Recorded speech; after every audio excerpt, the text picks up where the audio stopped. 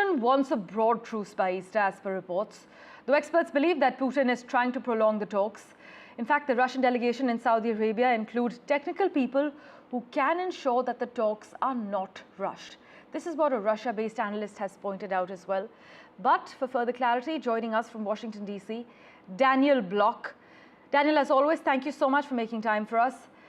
At this point, can a ceasefire agreement truly hold, given the deep mistrust between Russia and Ukraine and the ongoing escalation in military action? Are you optimistic about the outcomes from these talks in Saudi Arabia? I am not. And to understand why, really, you don't even need to necessarily look at the Ukrainian side. You need to look at what the Russians are demanding, which are an end to outside support for Ukraine, limits on the size of the Ukrainian military, a promise that Ukraine won't join NATO. And I believe there's also been talk about giving the Russian Orthodox Church special rights within Ukrainian politics. Right. And you add that all together, and what you get, in effect, is Russia is demanding an end to Ukrainian sovereignty in various ways, meddling in its domestic politics, control over its foreign policy, and a general weakening such that even if they stop fighting right now, Russia would be able to keep rebuilding its military and then invade a weakened Ukraine later on. So this is obviously unacceptable to the Ukrainians, and I think for very understandable reasons. Absolutely. And so I don't expect it to succeed. I expect the fighting will continue. Even if we have a very temporary truce, I think the fighting will resume in the future. Daniel, would you then say that the US is risking being overly optimistic about Moscow's willingness to negotiate, or is there legitimate hope for peace talks to actually succeed, for some sort of truce at least? I think that Washington is being overly optimistic. It's the first thing you said to a T. And I'm slightly, I would say, surprised, but I suppose with Trump, many things can go. But the willingness they have to buy into what Moscow is saying really is surprising, in that we've been here before. There have been peace talks between Ukraine and Russia in the past. Before the 2022 invasion began, there were conversations that went on to try and strike ceasefire deals in the eastern part of Ukraine, where Russian proxy forces were fighting. And what we saw then was it was an opportunity for Russia to pause, help its proxies rearm, and then keep fighting. And so I see no reason, given what Russia is demanding now, given what they've done in the past, that that's not their template again. And you know, I think that they're being, as you said, overly optimistic. Right. And then is the risk of Putin being emboldened by a ceasefire agreement too high, or are we being overly alarmist to fear Russia's further territorial ambitions?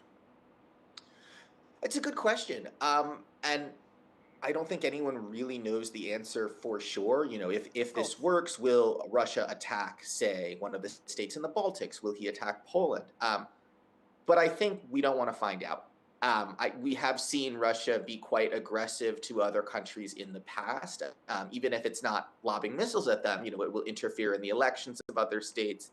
I think I remember a story about them kidnapping a police officer from Estonia. So this is a president who we know has dreams of resurrecting the Soviet Union. He's basically said as much, or at least dreams of resurrecting the Russian Empire from the 19th century. So I don't think you necessarily want to find out if he'll be emboldened or not and go further. But, you know, I suppose we may find out.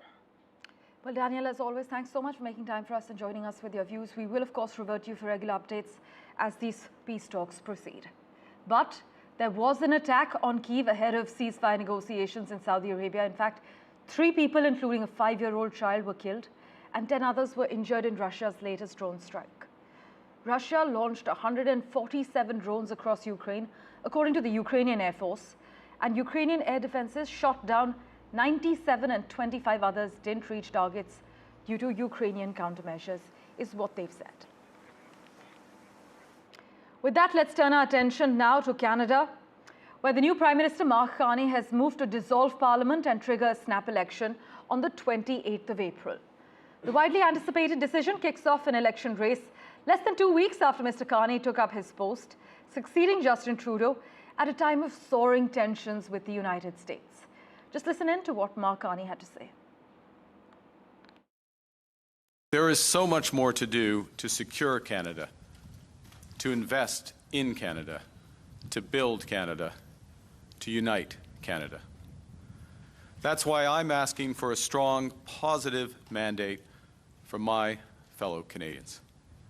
I've just requested that the Governor-General dissolve Parliament and call an election for April 28th.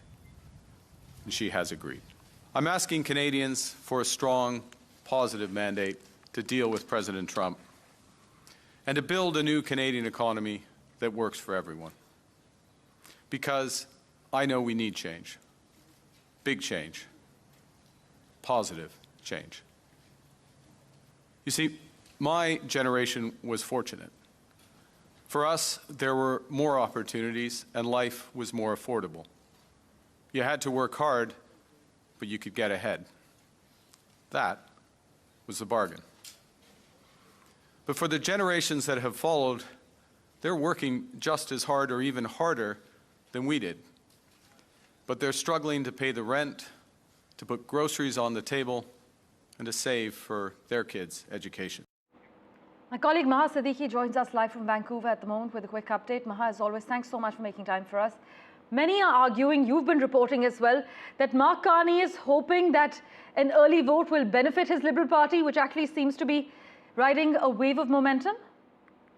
That's absolutely correct. And if you look at some of the opinion polls, Parmeshwar, at the moment, and one that was conducted by Ipsos and Global News here, it shows that the Liberal Party is now 6 points ahead of the Conservatives. This is a remarkable comeback for a party that was for almost over 6 months lagging behind the Conservatives, and it was almost certain that they would have lost the elections. But now they are fighting fit, it appears. And also, if you look at the same opinion poll, it appears that Mark Carney has a higher approval rating than Pierre Poilievre. This is just one of the opinion polls, but even other opinion polls are giving them a neck-and-neck chance with the Conservatives. So clearly, this is a moment that Mark Carney wanted to capitalize on.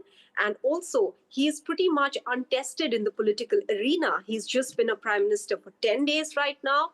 And in the 10 days, he's made all the right moves that he believes will assure the public, assure the Canadians that he is the person who can deliver, especially when there are threats of economic subversion as well as annexation threats coming from the US, from US President Donald Trump. He is a banker. He has been the governor of Bank of Canada, of Bank of England. And at the moment when there is a tariff threat, trade war with the US, many see him as the man of the moment or for the moment.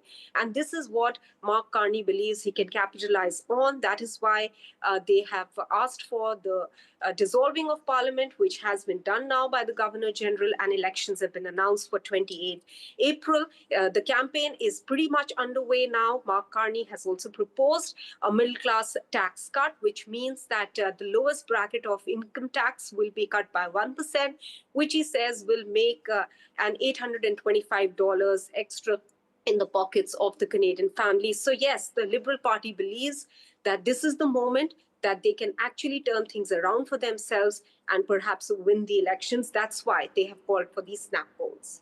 As always, Maha, thanks so much for joining us with the lowdown. Many argue that the upcoming vote's central ballot question will be which party leader is best equipped to respond to Donald Trump and manage Canada-US ties. We'll, of course, track the latest on that front. But for now, let's turn our attention to the other big story we're tracking on NDTV. More than 50,000 Palestinians have now been killed in the war between Israel and Hamas in Gaza. This is what the territory's health ministry has confirmed, as new Israeli airstrikes killed at least 26 Palestinians overnight, including a Hamas political leader and several women and children. The true toll could be much higher, authorities have warned, with many thousands believed to still be under the rubble. My colleague Mohammed Ghazali has been tracking the finer developments for us. He joins us live at the moment. Ghazali, what's the latest? Yeah, as you rightly pointed out, the health ministry in Gaza has said that the death toll has now surpassed 50,000 as the figure, but there are many more people who are still said to be trapped under the rubble there. And many agencies, many health data and other agencies have pointed out that it will actually take more than years to clear the entire rubble, and it will take months to clear it. Meanwhile, all these peace plans, which Egypt and other Arab countries were claiming to have implemented it in Gaza has not moved ahead. There is no forward plan right now because the ceasefire has not been implemented. The hostages are still in captivity of Hamas. Israel continues to attack, carry out the aerial strikes inside the Gaza Strip. Similar strikes operations are happening in West Bank as well. So it doesn't look like that how from this point, both the Arab countries, the mediators, Hamas and Israel will move forward because had it been so, the second phase of ceasefire could have been implemented. But US, Egypt and Qatar are pressurizing both the parties to sit for negotiation to move beyond and accept the second part of the ceasefire, asking Israel to completely withdraw from the Gaza Strip. But Israel has declined to refuse to do so. Meanwhile, Hamas claims that until Israel withdraws from the Gaza Strip, hostages will not be released. So we'll have to see that how from here onwards, when it looks like a dead block, that nobody is inching or moving behind on their claims and counterclaims. We'll have to see that how US manages to put both sides on table or other mediators. But meanwhile, a very sad story coming out that the casualties are increasing every day, every hour for the last 5-6 days since Israel has announced that it will not accept the ceasefire or the ceasefire has collapsed. Attacks have continued every hour in Gaza Strip, bringing out all those pictures of kids and women getting killed, most of them being kids and women who have been killed in these attacks. Ghazali, as always, thank you so much for joining us with that crucial update. Well, to the US now, where a 24-year-old Indian woman and her 56-year-old father were shot dead at a departmental store in Virginia where they had been working. In fact, the shooting took place on Thursday, shortly after the store in Accomack County opened. Police have arrested one person for the double murder. The person arrested is a man called George Frazier Devon Wharton, who's a 44-year-old. He has been arrested for the double murder. According to reports, the accused had reached the store early on Thursday morning and asked to buy liquor. He asked why the store was shut at night. He then happened to open fire at the father-daughter duo, and while Pradeep Patel died on the spot, his daughter Urmi succumbed to her injuries at the hospital. An Indian man and his daughter were killed in a double murder, and the police have arrested one person for this double murder. And let's turn our attention now to the wildfires that are burning in the US. More than 25 million people across 10 states in the United States are under red flag warnings for the threat of wildfires. Much of the fire threat stretches across the central US, but parts of the southeast are also under an elevated risk. 3 major wildfires that broke out in one North Carolina county, still recovering from Hurricane Helene, by the way, have exploded to burn more than 3,000 acres. Combined, as South Carolina's governor declares an emergency in response to a growing wildfire in the Blue Ridge Mountains. Switching tracks, India has imposed anti-dumping duties on 5 products imported from China. This includes vacuum flasks and foil to shield domestic manufacturers from the impact of low-cost imports. Now, these measures implemented by the Central Board of Indirect Taxes and Customs aim to curb unfair trade practices and ensure a level playing field for Indian industries. What are the affected products? Well, they include soft ferrite cores that are used in electric vehicles, chargers and telecom devices. Also, a key chemical in water treatment has now been a part of the anti-dumping duties. In fact, resin as well, paste resin, which is used in manufacturing plastic-based products, has also been affected. This decision comes after investigations revealed that certain Chinese products were being exported to India at prices below normal market prices, negatively affecting local producers. So, the imposition of these duties is expected to provide relief to Indian manufacturers that have been struggling with cheap imports, undercutting their market prices. Well, news and updates continue in a moment, right after this very short break. Do stay tuned.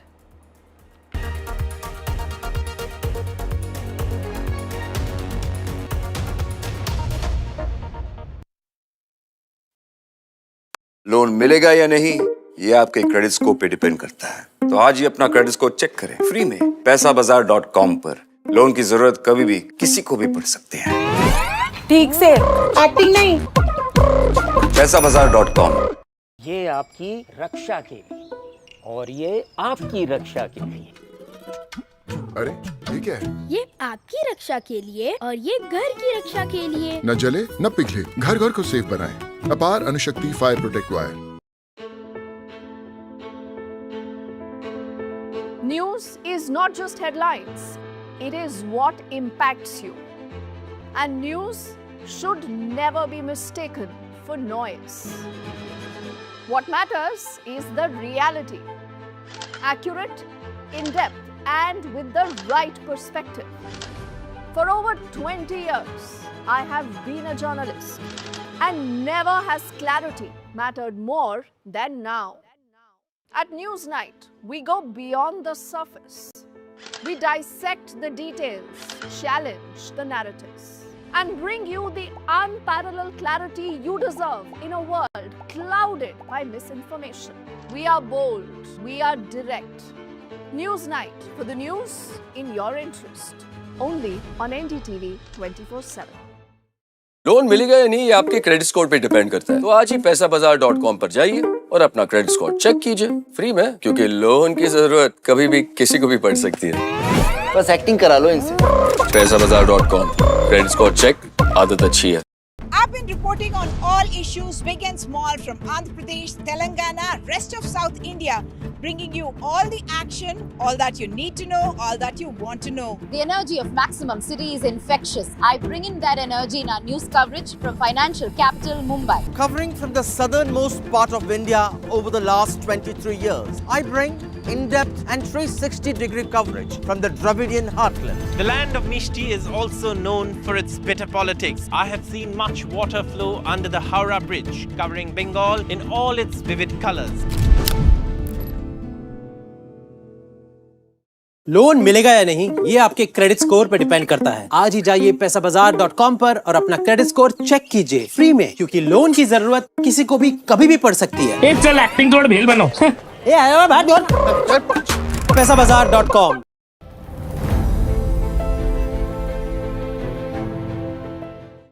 One of your primary concerns and one of your primary responsibilities is to deal with the threat of terror. And at the moment, we see a great deal of that out of Yemen. We see attacks on shipping taking place, and we see the United States being very much on the offensive. Is that a prelude for something larger, perhaps even a ground offensive going forward?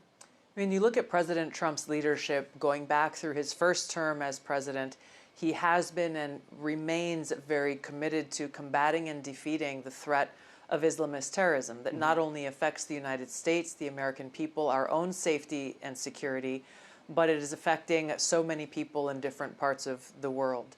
We can see different terrorist groups, the Houthis in Yemen being one of them, that President Trump has redesignated after President Biden took them off of the terrorist list, redesignated them appropriately as a terrorist organization, and taking action where the previous administration failed to. Right. The Houthis have been disrupting maritime trade and passage for a very long time, and no serious effort has been taken to stop that disruption.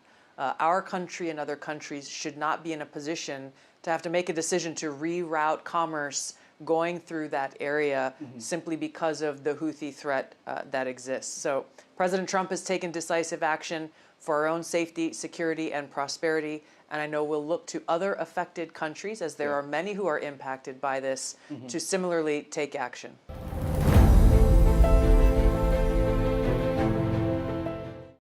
In today's interconnected world, India's voice is more crucial than ever. When India speaks, the world listens. At NDTV World, we are that voice, bringing you intelligent and insightful news from India and beyond. From geopolitics and diplomacy to economic shifts, migrations, tech disruptions, and the stories of our diaspora, we cover the news that shapes our global.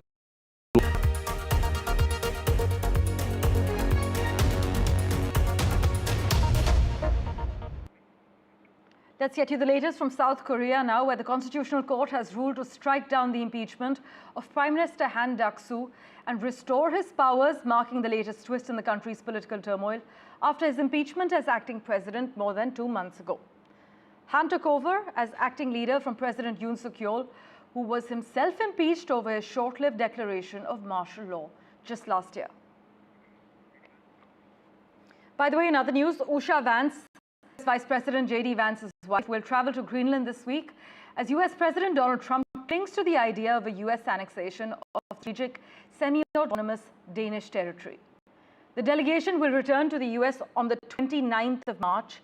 The White National Security Advisor Mike Waltz, Energy Secretary Chris Wright will also travel to Greenland, visiting a US military base in Greenland. You must note that Trump has made US annexation of Greenland a major talking point since taking office for a second time, and has said that it will become part of the US one way or the other. And switching tracks, Pope Francis has appeared at his window of a hospital in Rome and offered a blessing for the first time since being admitted on the 14th of February. The 88-year-old pontiff was discharged minutes later, and doctors say he will need at least 2 months of rest at the Vatican. But during the past 5 weeks, he presented 2 very critical episodes where his life was in danger. One of the doctors treating the Pope has confirmed, but as you can see, the Pope was offering blessings for the first time since the 14th of February.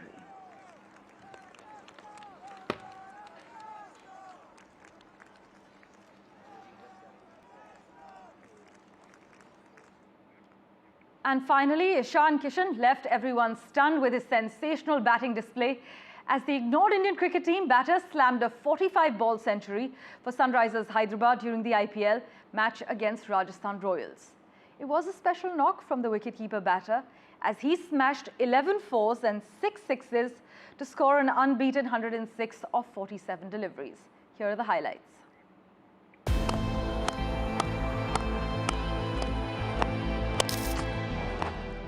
From the shadows of setbacks to the spotlight of redemption, Ishan Kishan is back, and how? The explosive wicketkeeper batsman silenced his doubters by a stunning century on his debut for Sunrisers Hyderabad in the IPL. Oh, carved away, this time over point. Back-to-back sixes for Ishan Kishan.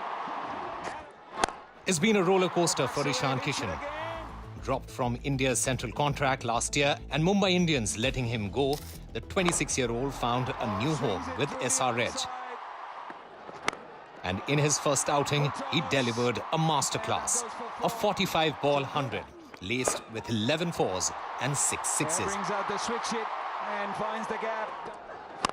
His aggressive stroke play dismantled a top-tier bowling attack, guiding Sunrisers to a commanding 44-run win. I just feel good, you know, it was coming and I was hoping for it in previous year, but yeah, good to get it in this season. Hopefully the team is doing well, the environment is very different, just loving everything overall, so let's just try and get a few more innings like this for the team. For SRH fans, it's a dream start to the season. And for Ishan Kishan, it's a redemption arc worthy of the big screen. The question now, can he keep his momentum going? Osama Shah, NDTV. And absolutely no doubt that time, a full swing of the bat.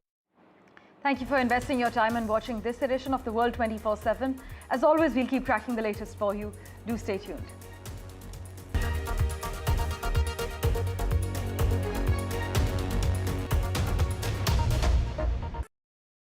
Loan मिलेगा या नहीं, ये आपके credit score पे depend करता है। तो आज ही अपना क्रेडिट स्कोर चेक करें फ्री में पैसाबाजार.com पर।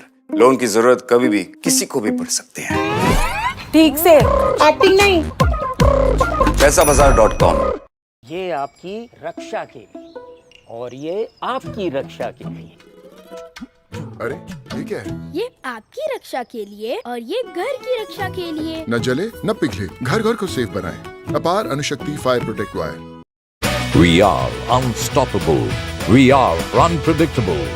We are fearless. We are brilliant.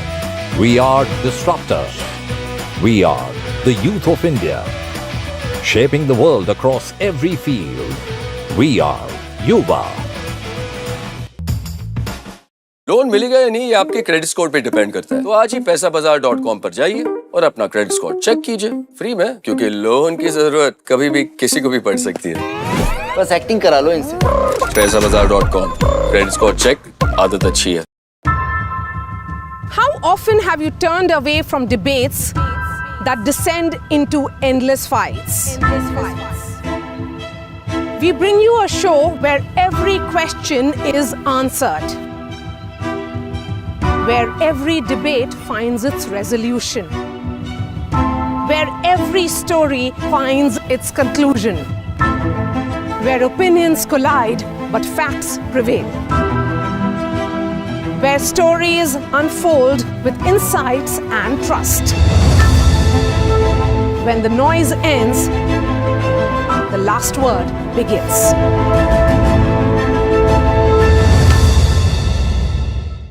Loan मिलेगा या नहीं ये आपके क्रेडिट स्कोर पे डिपेंड करता है। आज ही जाइए पैसाबाजार.com पर और अपना क्रेडिट स्कोर चेक कीजिए फ्री में, क्योंकि लोन की जरूरत किसी को भी कभी भी पड़ सकती है। चल एक्टिंग थोड़ा भेल बनो।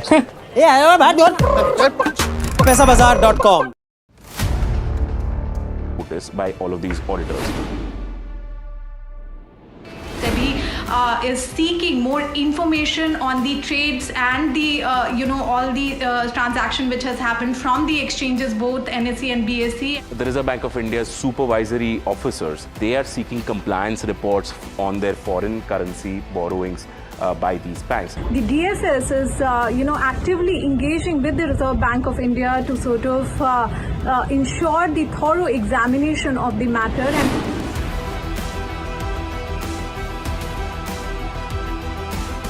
And IndusInd Bank, as part of its internal review, had found that certain aspects of its derivatives portfolio was not meeting the standard that was set by the Reserve Bank of India.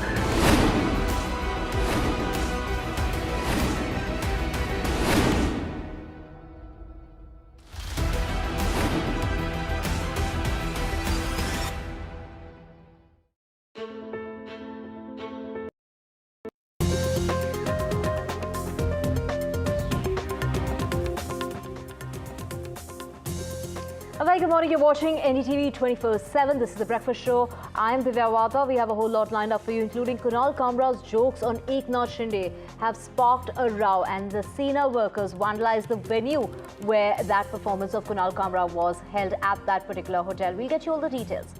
First, let's get you the headlines. Shiv Sena workers ransacked the site of comedian Kunal Kamra's performance in Mumbai after his jibe on Maharashtra's Deputy Chief Minister. The Mumbai police have lodged an FIR based on the complaint made by the Sena workers. Fierce encounter in Kathua. There are 4 to 5 terrorists that have been holed up in a forest area. The terror bid on the other side in Poonch has been foiled. Arms and explosives have been recovered. And in the Judge Cash Rao, the Supreme Court panel to begin its probe today. They will be questioning the firefighters, the police, as well as the Delhi fire chief. The Delhi fire chief, who has been giving contradictory statements, will also be questioned.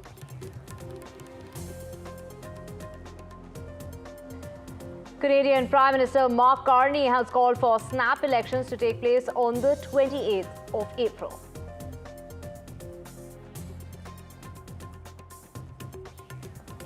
And it was Ishan Kishan who helped Sunrisers Hyderabad beat Rajasthan Royals. This is the century of 45 balls of Ishan Kishan that really helped that win. By 44.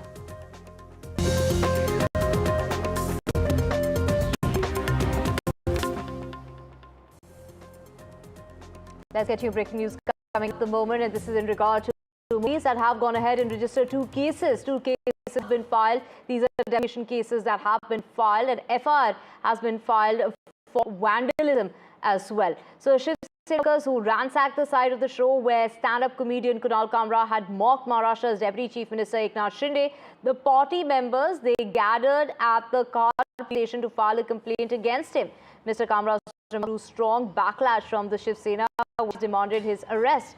The comedian has sparked massive controversy the weekend, referring to the Deputy Chief Minister as a traitor during a performance at a hotel in Kyiv. He had also used a modified version of a Hindi song from Dil To Pagal Hai. Meanwhile, Shiv Sena UBT leader Aditya Thackeray in a social media post has questioned the law and order situation in the state.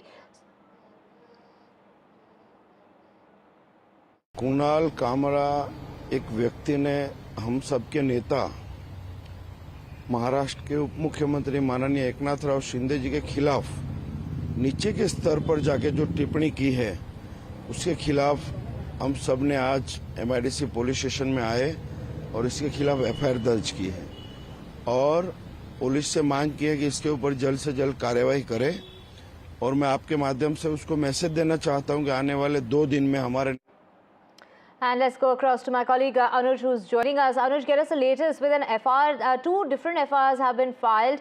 They're asking for the arrest of the comedian for making those, joking remarks regarding the Deputy Chief Minister of Maharashtra. Saying that it is actually, calling him. As far as Eknath Shinde is concerned, the remarks that were made against Eknath Shinde has got Kunal Kamra into a lot of trouble. Well, yes, this show, which is in question at the moment, was recorded a few days earlier, although the clip started, getting spread, getting viral on social media only last night when it was released.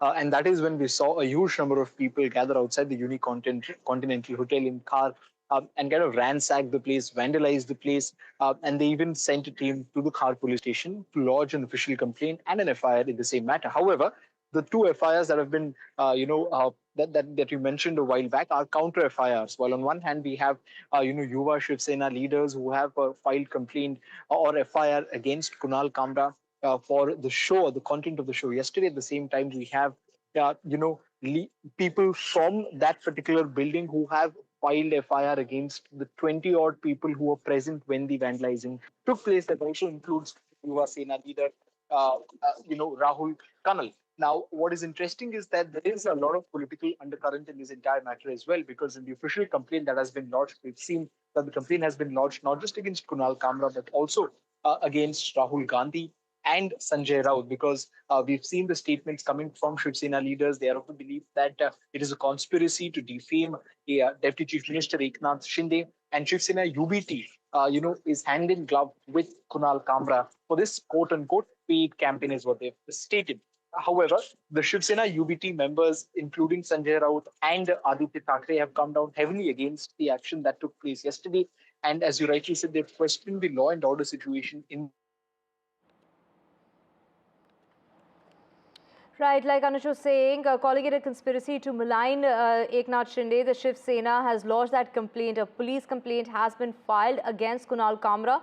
And there is, the complaints are also against Sanjay Raut, Aditya Thackeray and Congress leader Rahul Gandhi. So the performance of the comedian has led to a lot of controversy regarding this, conversation, the jokes that he made on the Deputy Chief Minister, calling him a traitor, using a modified version of a Hindi song from the film Dil To Pagal Hai. And now FIRs have been lodged. There are 2 FIRs that have been launched in this particular complaint that has been filed by the Shiv Sena leaders. Now, Anuj, back with us. Anuj, take us through, it is Shiv Sena that has described Kamra as a contract comedian. Allegations are being made that Uddhav Thackeray's Sena has been hiring people like Kunal Kamra to target Eknath Shinde.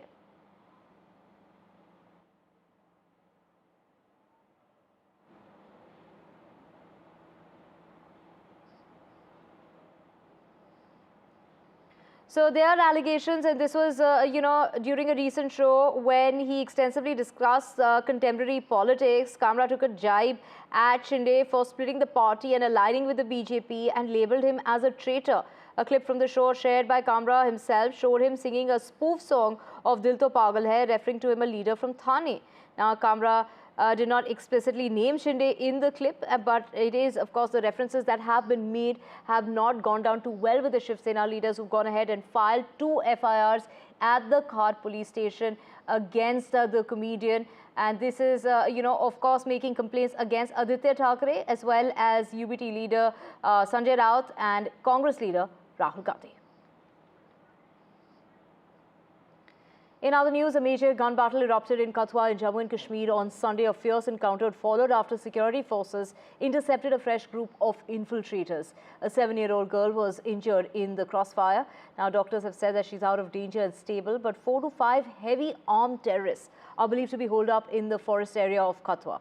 The locals had alerted the police after spotting heavily armed terrorists, and the quick reaction teams of CRPF and the police were the first to reach the spot, and further reinforcements were sent in. We have my colleague Nazir joining us to get us the latest. Nazir, how many hours has it been since the operations have been underway with these terrorists holed up inside? What's the latest that you're picking up?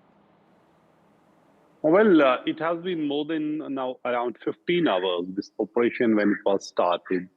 But so far there's no inkling if any militant has been neutralized. But a massive operation is underway.